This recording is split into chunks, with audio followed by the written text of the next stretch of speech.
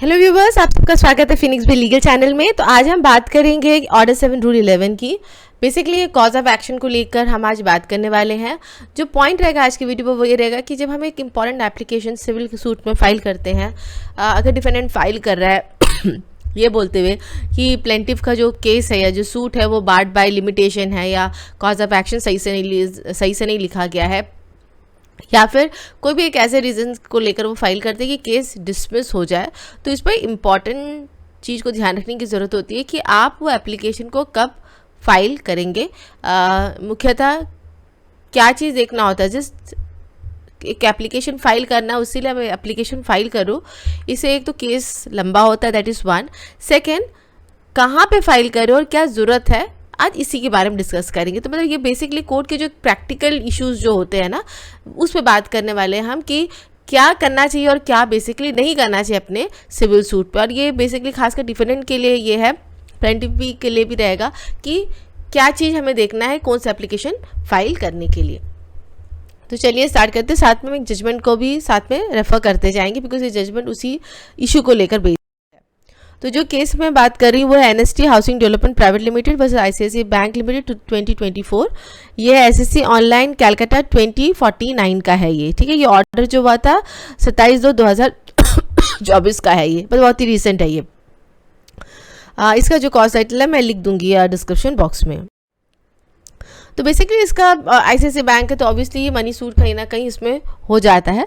तो ज़्यादा फैक्ट्स तो इसमें मैं फैक्ट्स पे तो नहीं जाऊंगी, तो क्योंकि मुख्यतः ये लीगल पॉइंट्स पे ये केस बना हुआ है। फिर भी शॉर्ट में अगर हम बात करें तो पैसा लिया गया था और प्लेंटिफ बोल रहा था कि उसने पैसा नहीं लिया है, और ये इसी इशू को डेब्ट रिकवरी का बेसिकली ये एक केस था। यहाँ पे क्या होता है, जो डिफेंडेंट जो होता है वो ऑर्डर 6 रूल 7 का एप्लीकेशन फाइल करता है, सॉरी ऑर्डर 7 रूल 11 का एप्लीकेशन फाइल करता है, ये बोलते हुए कि ये जो प्लेंट है, ये जो केस जो डाला गया इसको रिजेक्ट किया जाए क्योंकि इस पर कॉज ऑफ एक्शन दिया गया नहीं है, ठीक है। देखिए यहाँ से स्टोरी स्टार्ट होती है।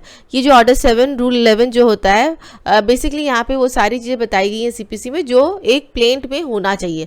अगर ये चीज़ें इस प्लेंट में नहीं होती है तो प्लेंट रिजेक्ट हो सकता है। क्या क्या चीज़ होनी चाहिए होती है, एक तो सबसे इंपॉर्टेंट होता है कॉज ऑफ एक्शन, दूसरा लिमिटेशन पीरियड के अंदर में होना चाहिए, जुडिक्शन में होना चाहिए। तो बहुत सारी जो टेक्निकल चीज़ें जो एक प्लेंट में होना ही होना होता है उसके बारे में ऑर्डर 7 रूल 11 होता है। और बेसिक पर्पज ऑर्डर 7 रूल 11 को होता है कि अगर ये चीज़ें फॉलो नहीं की गई है तो वो प्लेंट को कोर्ट रिजेक्ट कर सकता है, सारी चीज़ों के बिला पर रिजेक्ट कर सकता है या टाइम दिया जा सकता है कि आप उन चीज़ को रेक्टिफाई करें, ठीक है। तो डिफेंडेंट ये फाइल करके बोलता है कि ये जो कॉज ऑफ एक्शन इसने लिखा नहीं है, इसमें कोई कॉज ऑफ एक्शन नहीं है।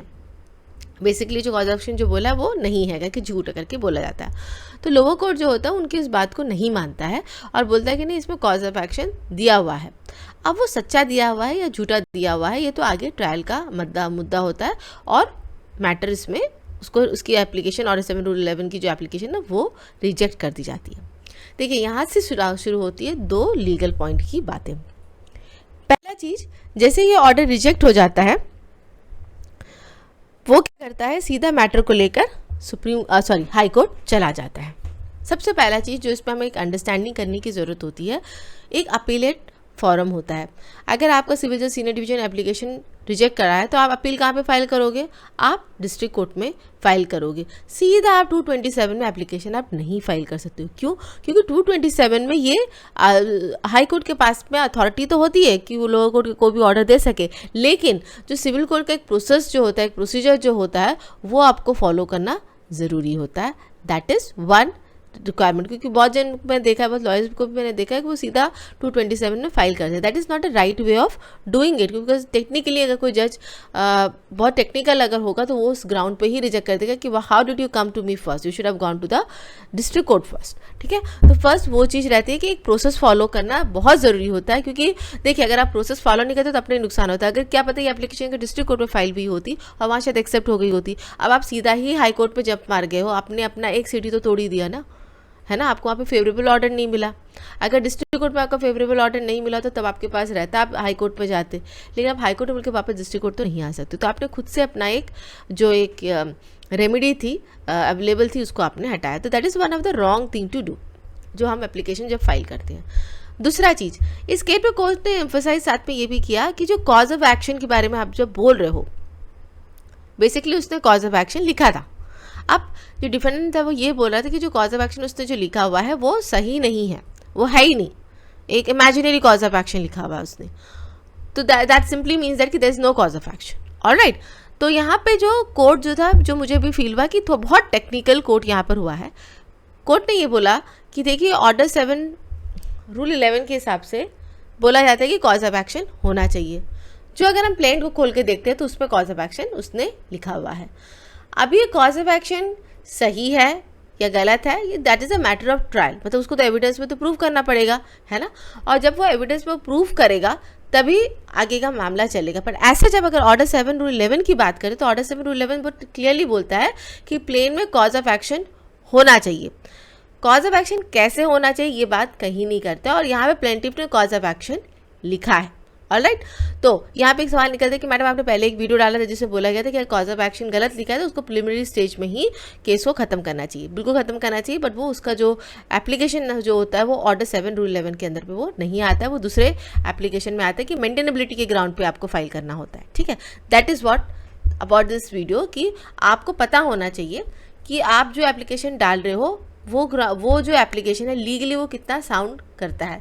देखिए यहाँ पे क्या हुआ, डिस्ट्रिक्ट कोर्ट में फाइल, सिविल जज सीनियर डिवीजन में फाइल हुआ, वहाँ पे रिटर्न ऑब्जेक्शन फाइल होगा, हियरिंग होगा, कम से कम आपका इसमें 8 से 9 महीना चला गया। उसके बाद आपने हाई कोर्ट में गए, वहाँ पे भी सेम प्रोसेस हुआ, कम से कम इस पूरे ऑर्डर 7 रूल 11 के एप्लीकेशन को खत्म होने को ही ऑलमोस्ट 2 से 2.5 साल लगे होंगे, और तब तक ये जो मामला जो सिविल कोर्ट में था वो यूं का त्यों रुका हुआ होगा। तो क्या हुआ, मामला आपका रुका हुआ है, आपने खुद अपने इस गलत एप्लीकेशन जो फाइल किया उससे आपका मैटर लेट हो रहा है। अब उसे प्लेंटिव वाले जो बोले उसे हमारा क्या कसूर, बिल्कुल आपका कोई कसूर इसमें बनता नहीं है। यहाँ पे दूसरे साइड की बात हम यहाँ पे कर रही है, क्योंकि दूसरे साइड अगर उसका एक टैक्टिक्स है कि चलो हम केस को लंबा दानते हैं तो भी कोई फ़ायदा नहीं होता। ये टैक्टिक्स क्रिमिनल केस में समझ में आते हैं, पर सिविल केस में अगर आप केस को लंबा दानते हो तो कोई फ़ायदा होने वाला होता नहीं है किसी को भी। तो वो चीज़ के हिसाब से अगर हम देखें और अगर हम टेक्निकल ग्राउंड्स के हिसाब से भी देखें तो ऑर्डर 7 रूल 11 बोल रहा है कि आपको इसमें कॉज ऑफ एक्शन, ये जो भी जो चीज़ें इंपॉर्टेंट चीज़ें जो होती हैं वो होनी चाहिए। अब वो कैसी होनी चाहिए इसके बारे में कहीं पे नहीं लिखा है। तो यहाँ पे कौन सा एप्लीकेशन आता है, यहाँ पे 151 में आप मेंटेनेबिलिटी पे एप्लीकेशन डाल सकते हो। अगर आपको लग रहा है कि जुडिक्शन सही नहीं है, लिमिटेशन नहीं है, या फिर आपका कॉज ऑफ एक्शन जो बनाया वो इमेजिनरी है, तो आप डालिए 151 में मेंटेनेबिलिटी पे आप डाल सकते हैं। पर विद मैं प्रैक्टिकल एक्सपीरियंस में यही बोलूँगी, यूजली उस एप्लीकेशन को कोर्ट पेंडिंग रख देता है and it should be decided at the time of trial बोला जाता है, और वो पॉइंट को ट्रायल में लिया जाता है, यूजली वो भी उस वक्त डिस्पोज ऑफ नहीं होता है। तो ये भी देखने की ज़रूरत होती है कि क्या एप्लीकेशन हम जो डाल रहे हैं वो एक इम्पॉर्टेंट एप्लीकेशन है या नहीं है, उसे मेरे केस पे क्या प्रभाव पड़ने वाला है या नहीं। तो आज का वीडियो इसी पे आता कि कब अपना एप्लीकेशन डालें। तो आई होप यू बस आपको आज का मेरे वीडियो अच्छा लगा, अगर अच्छा लगा तो लाइक से सब्सक्राइब जरूर कीजिएगा। Thank you so much for watching my video.